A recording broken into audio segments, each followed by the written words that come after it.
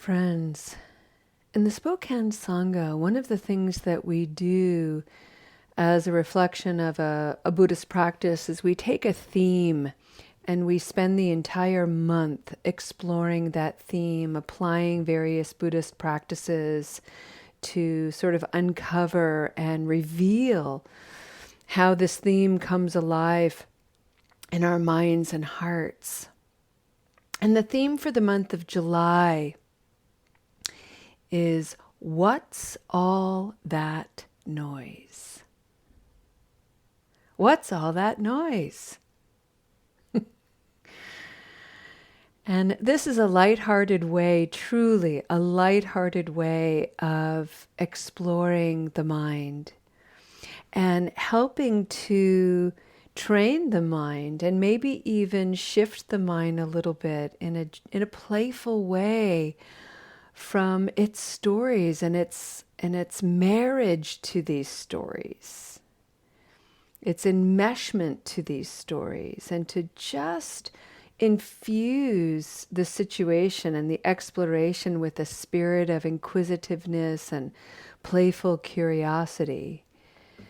And there's a lot in spiritual practice that refers to the mind as a monkey mind, and how there's a little bit of a heavy hand sort of insisting that we train the monkey mind. And for me, I've always rejected that a little bit, frankly. I've been a little bit resistant to the idea because monkeys are monkeys and they are amazing survivors, and they hop and bounce from tree to tree, and they swing, and they're in constant motion for their survival. And so to try to tame that out of them puts them at risk. And so when I think about the way that we diminish the monkey mind, the image that comes to my mind is a little bit like putting a monkey in a leash, constantly yanking on it, calm down, stop jumping all over the place. In other words, stop being yourself. And I detest that notion. I would rather cultivate an increased capacity to just sit with my bouncing, racing, swirling, spinning mind. And to do so, I have to create a little bit of space so that I can observe and kind of come out of the immediacy of chaos and swirl, confusion, distortion, and just look at what's happening. Wow, would you look at that? Just look at this bouncing, racing mind. Is it under threat? Is it nervous? Is it hungry? Is it just got some antsy energy that it needs to get out of its system? Because eventually, when we can learn to observe the mind in a friendlier way, the mind will just naturally and organically begin to calm down. And the reason for that is anytime we cultivate space, there's a natural occurrence in the body, which is that we breathe with a little bit more regularity. And in doing that, we actually increase our oxygen intake. And increased oxygen throughout the body, throughout the bloodstream, slows everything down. It allows organs to work better.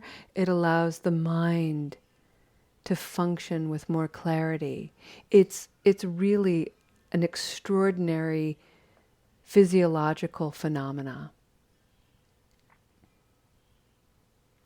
So by just simply creating a little bit of space to observe the mind, we calm the mind. by simply allowing ourselves to be as we are and to put down the stories that as we are is somehow wrong, creates a calm in the body and the mind.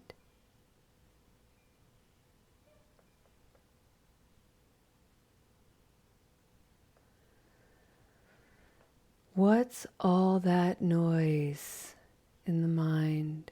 What are the stories we're telling ourselves? Where did they come from? How long have we been repeating them? For how many years have we been carrying these stories? How often do we beat ourselves up for the weight of these stories we can't seem to put down? The answer to that question, those questions, really is, for many of us, a long time.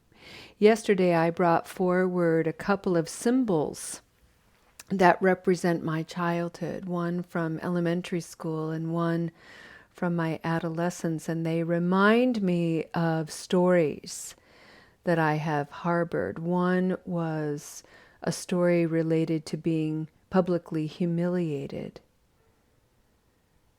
and it planted a very deep seed of fear and insecurity in using and finding my voice with respect to singing.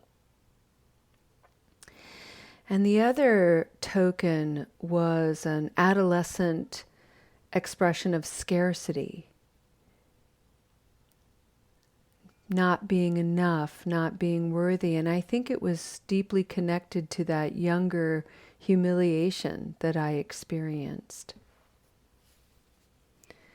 So insecure that I harbored stories of not being enough, not having what everyone else had, and so forth. And so the token was a makeup, a piece of makeup that I stole when I was in the 7th or 8th grade. And I hang on to it as a reminder that I allowed the stories of my youth and the stories of my experience to completely compromise my integrity. And I have a lot of forgiveness for that young version of myself because I didn't know any better. I didn't have a skill set, so I was just acting impulsively. And I was feeling impulsively. And I bring this forward today, friends, because physiologically speaking, just thinking about my brain as a 5th grader and as a 7th or an 8th grader, the part of my brain at that age, the frontal lobe, which is directly related to critical thinking, it is the capacity of the brain to look at options and choices and make choices that fit with a sense of honor and spiritual integrity.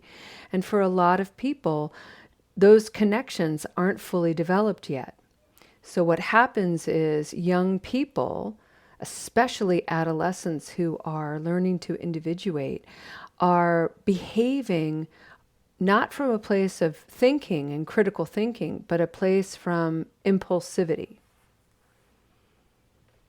habitual reactivity.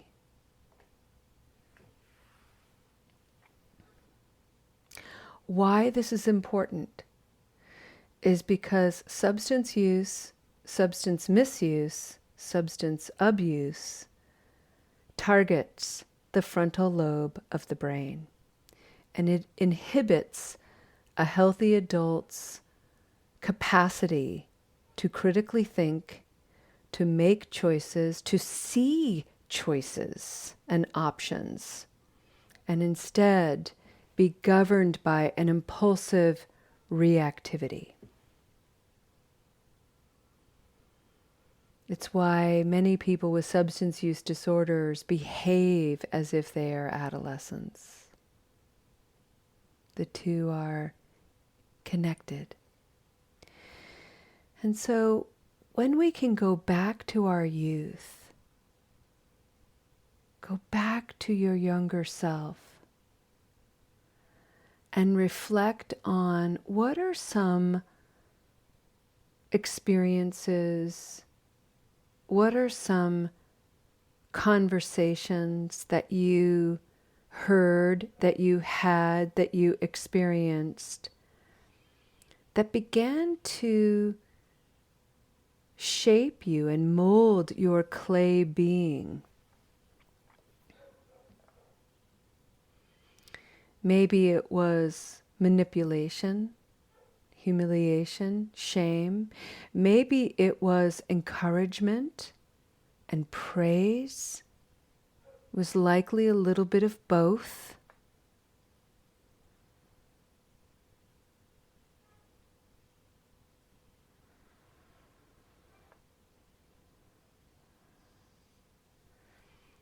And begin to gently ask yourself, what am I holding on to? What have I been carrying around in my pocket all this time? I carried for decades that I can't sing.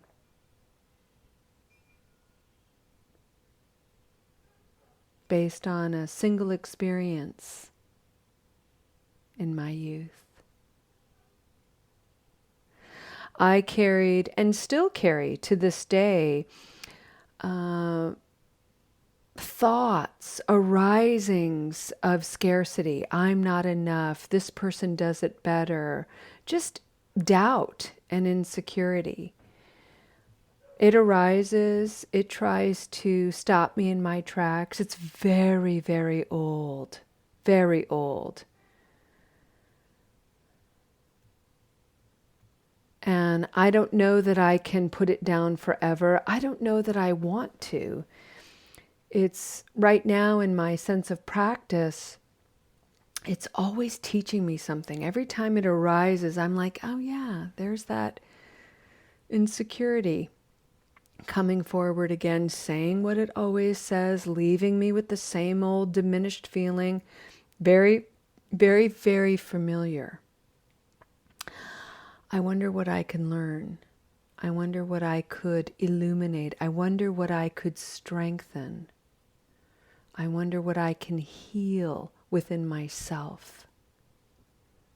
That's the point of working with these old stories, is the invitation to heal and strengthen and illuminate and enlighten, rather than to be governed, controlled by them, rather than react, to run away from them, to pretend they're not there, to silence them. This is a direct, very strong, wide open eyes looking at, look at this old story from my youth.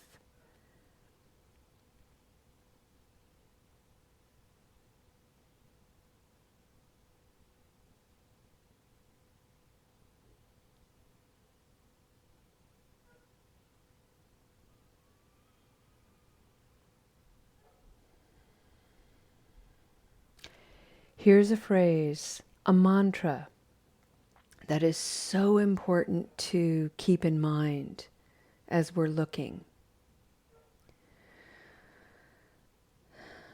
Many of us in the West have been conditioned to operate on a black and white system, a good or bad, right or wrong system. And so whenever we encounter something that's true, but it doesn't feel good, we have a tendency to want to get away from it, like, no, that can't be true, because I don't like it. It doesn't feel good.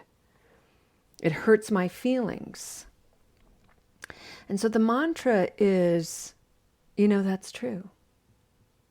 Let it be true. If it is true, let it be true. Because that's true and not the whole truth. That's the mantra. And in this way, we don't have to be so scared about what's true. That's true. Yeah, that's true. And not the whole truth. And then we can create space for what else is true.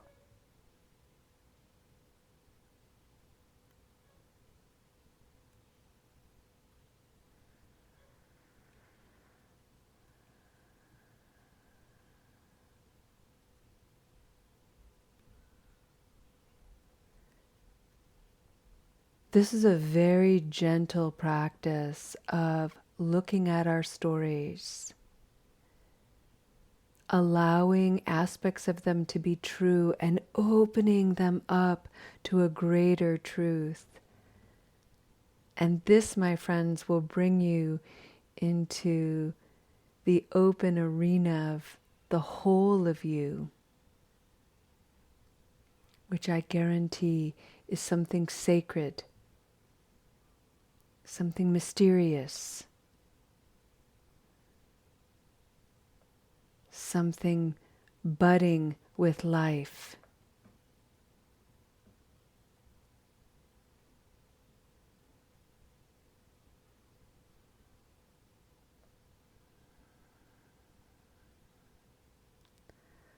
I'll end this reflection with a beautiful breathing practice that I enjoy. I do this one when I'm in a bad mood and I have to go out and people.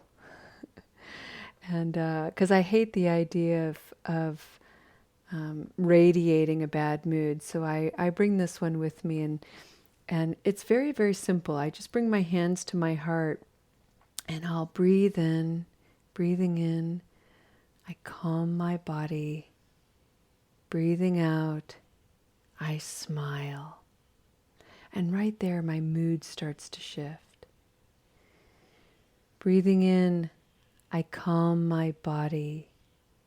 Breathing out, I bow to you, a Buddha to be.